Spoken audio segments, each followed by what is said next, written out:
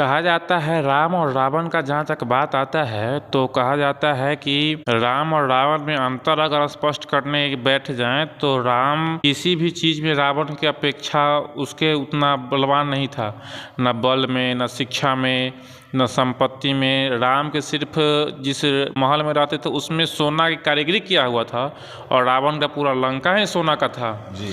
फिर भी। और उसके बाद सबसे बड़ा चीज़ होता है कि युद्ध में कि आप कहीं अलग लड़ रहे हैं तो दूसरा चीज़ होता है उसी के माद में, उसी के एरिया में जाकर के उसको पराजित कर देना। यह कहाँ तक है संभव? कहा जाता है विभीषण, उनके भाई राम से पहले राम ने नहीं, विभीषण ने रावण को मार दिया। देखिए, रावण साधारण व्यक्ति नहीं था, रावण महागुणी था, रावण प्रकांड विद्वान था। रावण से बड़ा विद्वान आज तक इस सृष्टि में मेरे समझ से कोई पैदा नहीं लिया। देव में मैं नहीं कह रहा, दानव और मानव में मैं कह रहा हूँ, रावण से बड़ा ज्ञानी आज तक कोई जन्म नहीं लिया। वह प्रतिदिन नया श्लोक बनाता था और प्रतिदिन शिव का पूजन करता था। शिव उनके परम गुरु थे और शिव ऐसे वो गुरु थे, ऐसे वो अपने शिष्य पर न्यौछावर थे कि रावण जो कह देता वो न नहीं कहते थे। रावण साधारण व्यक्ति नहीं था,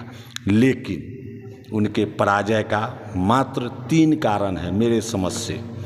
एक, जगत जननी माता का अपहरण, ये बहुत बड़ा कारण, ये अपराध का अंतिम प्रकाष्ठा।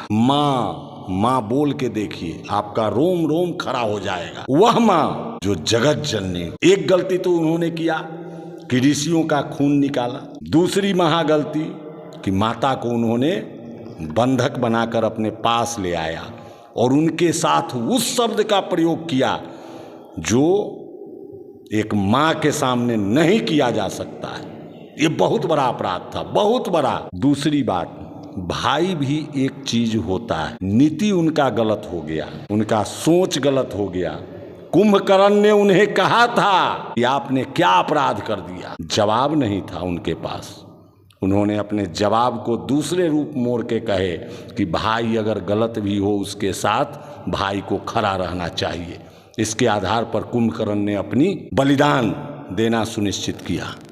पर विभीषण शुरू से, राम केवल एक वनवासी नहीं थे, राम केवल एक दशरथ पुत्र नहीं थे, राम स्वयं नारायण थे, विष्णु थे। राम एक अलौकिक छवि के रूप में, पुरुषोत्तम के रूप में इस सृष्टि पर आए हैं, जिनका कोई सानी नहीं है, जोर नहीं।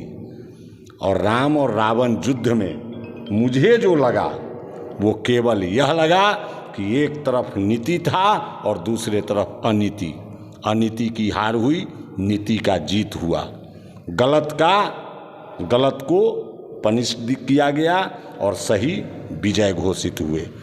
इसमें विभीषण भी एक पात्र थे।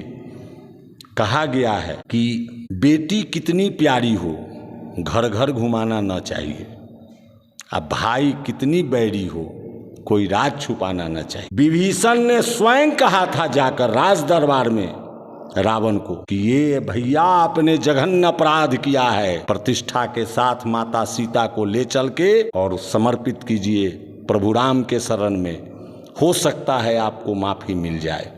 लेकिन रावण मूर्ख नहीं था, उसने अपने कुल जाति धर्म को तारने के लिए उसने यह इतना बड़ा खेल खेल लिया। नतीजा हुआ कि सर्वनाश हो गया, कुछ नहीं बचा। उसका सारा ज्ञान, उसकी सारी शक्ति, उसका सारा हथियार, अस्त्र शस्त्र सब कुछ समाप्त हो गया। इसलिए आपके चैनल के माध्यम से मैं स्पष्ट रूप से आम आवाम को यह बताना चाहता हूँ कि गलत गलत होता है और सही सही होता है। जिस बात से दिल में अफसोस हो, तकलीफ हो, दिल कहता हो ये गलत है, वो मान लीजिए कि गलत ही है। और जिस काम को करने से, जिस चीज़ को ग्रहण करने से, जिस चीज़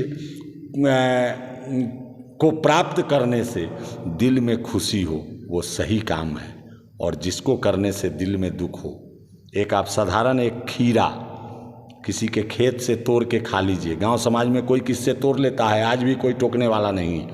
लेकिन जब दूसरे के खेत से आप तोड़ेंगे तो आपके दिल में होगा कि कोई देख तो नहीं रहा है, तो हम खीरा नहीं खाएंगे, या खेत वाले से मांग लेंगे, या पैसा है तो खरीद लेंगे, पर बिना अनुमति का नहीं तोड़ेंगे। ऐसा रावण ने गलत किया, जघन्य अपराध किया, जिसकी सजा उन्हें मिली। रावण के नाभि कुंड में अमृत कलश स्थापित था। जब तक नाभि नहीं उनका फटता रावण नहीं मरता। वो तो दशानन था, उसके सर तो कितने बार कटे, लेकिन इससे उसकी मृत्यु नहीं हो सकती थी। मंदोदरी उनकी जो धर्मपत्नी थी, मंदोदरी ने भी समझाया था रावण को कि यह पाप है, यह मत कीजिए। और जब इनके मरने के, रावण के मरने के बाद मंदोदरी श्री राम को देखने गया कि आखिर वह कौन महाबली कैसा दिखता है जो इस सृष्टि के सबसे बड़े योद्धा रावण को खुले मैदान में पराजित कर दिया और विदा कर दिया। इसलिए मैं आपके चैनल के माध्यम से पुनः यह कहना चाहूँगा कि अगर जीना है इस मानव शरीर में, जब ईश्वर ने हमें आपको भेजा है तो पुरुष बन के जिए, पुरुषोत्तम बनने का प्रयास कीजिए। रावण बन के कदापि न जिए। रावण का अंत भयावह और बुरा ही होता है। वही हुआ है, आगे भी वही हो रहा है, उसके आगे भी वही होगा। सत्य ही है, चाहे जितना बड़ा शक्ति आप क्यों न हो, कोई हो, अनीति के राह पर जो चलेगा उसे भुगतना पड़ेगा। गलत का परिणाम सदैव गलत ही होता है। सत्य नहीं, सही नहीं हो सकता है। हाँ, क्षणिक आपको लगता हो कि हम वीर हैं, क्रिमिनल हैं, दबंग हैं, राजा हैं, लेकिन सदा न रहा है, सदा न रहेगा जवाना किसी का। नहीं चाहिए दिल दुखाना किसी का।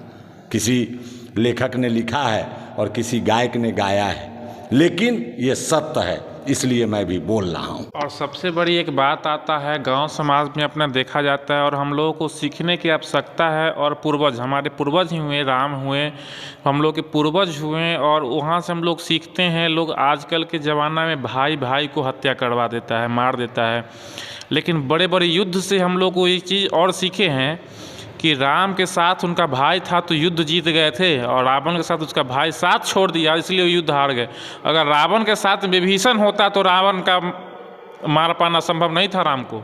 विभीषण होते तो नीति होता, वो नीति निर्देशक थे।